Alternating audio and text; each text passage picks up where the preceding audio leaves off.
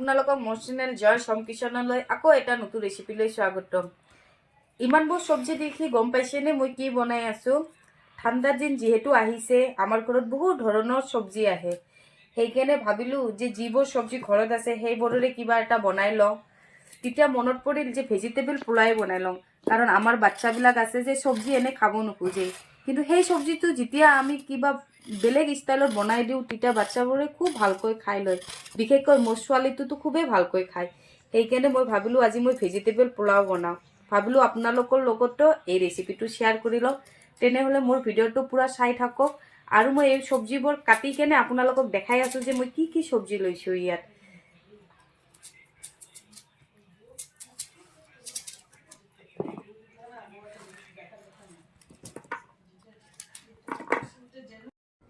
এই ভেজিটেবল পোলাওটো বনাবৰ কাৰণে মই ইয়াত দুটা মিডিয়াম সাইজৰ পিঁয়াজ, কেঁচা জলকীয়া, ধনিয়াৰ পাত, এটা বিলাহী, মটৰ, কেপচিকাম, গাজৰ, কলিফ্লাৱাৰ।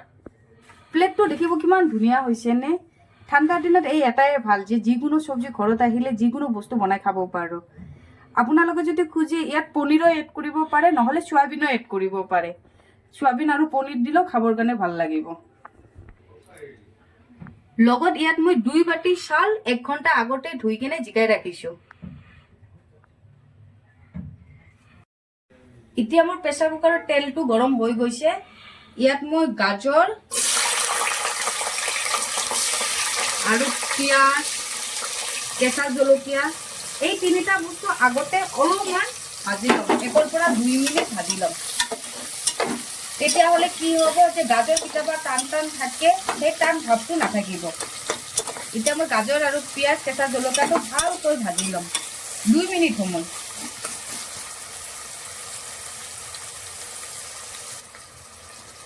আপোনালোকে যদি খোজে গাজৰ আৰু পিঁয়াজটো সোনকালে ভাজা হওক, তেতিয়াহ'লে অলপমান নিমখো দি ল'ব পাৰে। মোৰ তাড়াতাড়ি আছে সেইকাৰণে মই অলপমান নিমখ দি কেনে ভাজি আছোঁ।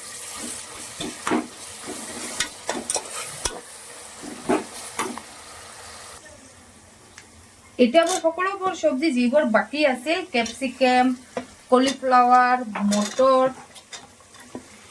লগত বিলাহী, এই সকলোবোৰ দি কেনে ভালকৈ ভাজি ল'ম। কাৰণ যদি আমি ভালকৈ নাভাজো তেতিয়াহ'লে চব্জিৰ গোন্ধটো যদি ভেজিটেবল পোলাওত আহে খাবলৈ ইমান এটা ভাল নালাগিব, হয়তো বাচ্চা মানুহ খাব নোখোজিব। এতিয়া মই ইয়াত 1 চামুচ নিমখ দি কেনে ভালকৈ ভাজি ল'ম। নিমখ, নহৰুৰ পেষ্ট 1 চামুচ, আদাৰ পেষ্ট 1 চামুচ, এইবোৰ দি ভালকৈ ভাজি ল'ম। আপোনালোকে হয়তো ভাবিছে আগত নিমখ দিছোঁ, পিছত নিমখ দিছোঁ। আগত মই অলপ নিমখ দিছিলোঁ গাজৰটো গলিবৰ কাৰণে। এতিয়া মই আৰু অলপ নিমখ দি কেনে ভালকৈ ভাজি ল'ম সকলোবোৰ ভেজিটেবল। সকলোবোৰ চব্জি ভালকৈ ভাজা হৈ গৈছে। এতিয়া ইয়াৰ ওপৰত চাউলটো দি কেনে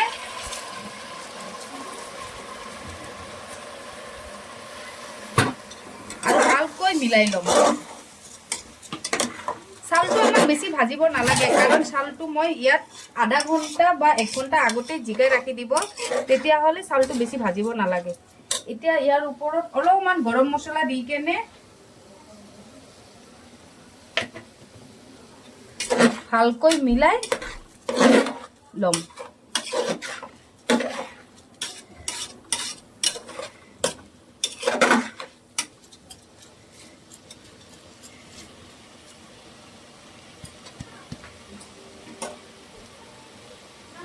দেখিছেনে মোৰ চাউলটো ভালকৈ মিলা হৈ গৈছে।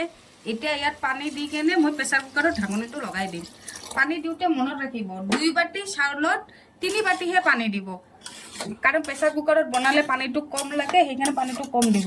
এতিয়া মই চাউলৰ চাইডৰ পৰা ভালকৈ মিলাই কেনে ঢাকনিটো লগাই দিম। লগাই কেনে এটা চিটি লগাই ল'ম।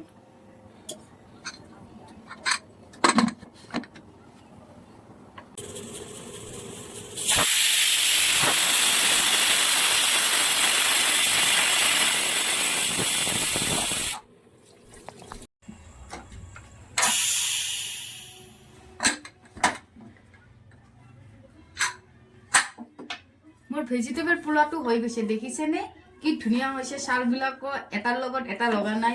দীঘল দীঘল হৈ আছে, দেখিবলৈ যে ইমান ধুনীয়া হৈছে। আপোনালোকক যদি একবাৰ টেষ্ট কৰাব পাৰিলো হয় তেতিয়াহ'লে আৰু বেছি ভাল লাগিলে হয়। এতিয়া ধুনীয়াৰ পাতটো ওপৰৰ পৰা দি কেনে আৰু ভালকৈ মিলাই 2 মিনিট মই প্ৰেছাৰ কুকাৰৰ ঢাকনিটো লগাই দিম। কাৰণ ধুনীয়াৰ পাত দি কেনে যেতিয়া 2-1 মিনিট ৰাখি দিয়া হয় তেতিয়াহ'লে ধুনীয়াৰ পাতৰ গোন্ধটো যেতিয়া আহে খাবলৈ যে ইমান ভাল লাগে।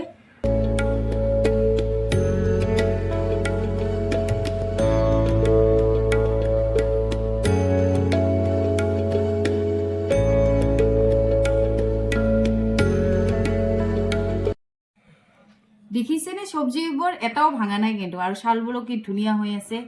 এই ভেজিটেবল পোলাওটোৰ লগত যদি গ্ৰীণ ধনিয়াৰ পাতৰ চাটনি হৈ যায় আৰু এই বিলাহীৰ চাটনি হৈ যায় তেতিয়া খাবলৈ কিনে যে ইমান ভাল লাগে। যেতিয়া বনাইছোঁ তেতিয়া ভাবিলোঁ যে আপোনালোকক দেখাও দিওঁ খাই কেনে, তেতিয়াহে আপোনালোকৰ বনাব মন যাব।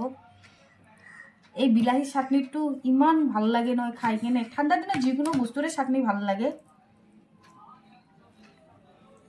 ইয়াত অলপমান ধনিয়াৰ পাতৰ চাটনি ভালকৈ মিলাই কেনে খাব যে ইমান ভাল লাগে। খাই চোৱাচোন আপোনালোকে, খাবলৈ ভাল লাগিছে নে নাই।